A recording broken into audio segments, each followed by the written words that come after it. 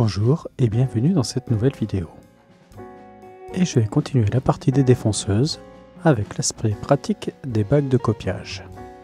Cette fois-ci, le but c'est de faire un gabarit avec des arrondis, puis ensuite de voir le côté pratique des bagues. Première chose, un morceau de bois, une scie sauteuse et une lame adaptée. Pour ne pas faire un film trop long, je vais accélérer certaines séquences.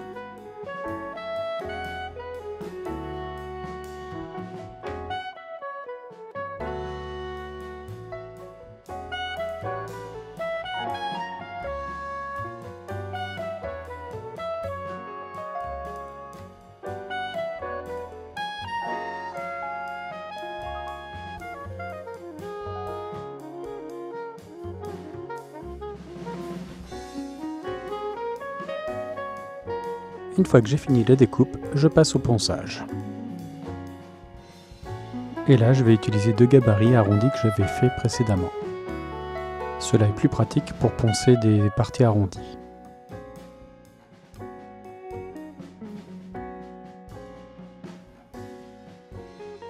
Une fois fini, je vais passer au choix des fraises et des bagues de copiage.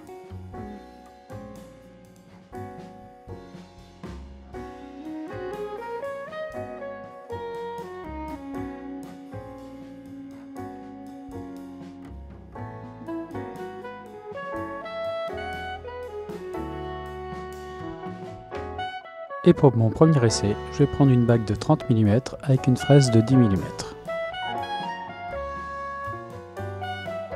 A savoir que pour défoncer du MDF, j'utilise des fraises CMT de série 174.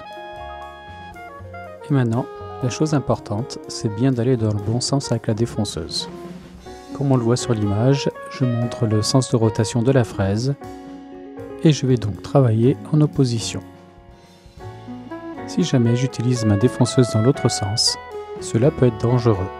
C'est pour ça qu'en dehors de quelques cas particuliers, je vais toujours travailler en opposition. Et c'est parti pour le premier essai.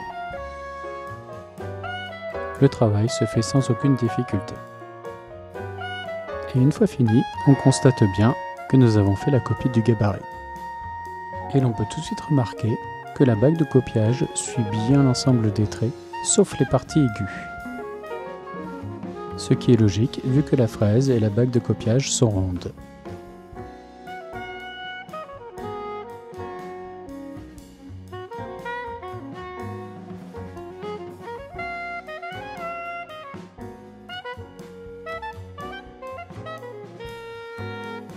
Pour mon second essai, je vais utiliser une autre bague ainsi qu'une autre fraise.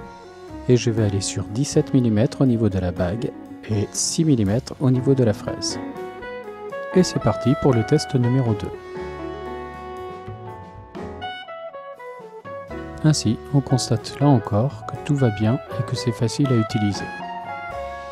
Par contre, on peut constater que la partie pointue, qu'une bague plus petite avec une fraise plus petite font un plus petit arrondi. Et pour finir, on peut voir ainsi que les trois morceaux de bois sont vraiment identiques, hormis bien évidemment de cette petite partie pointue que j'avais spécifiquement placée là. En conclusion, on peut constater qu'une fois qu'on a réalisé un gabarit, il est facile de le copier autant que l'on en a besoin. Et je vous dis à très bientôt pour une prochaine vidéo. Ciao ciao!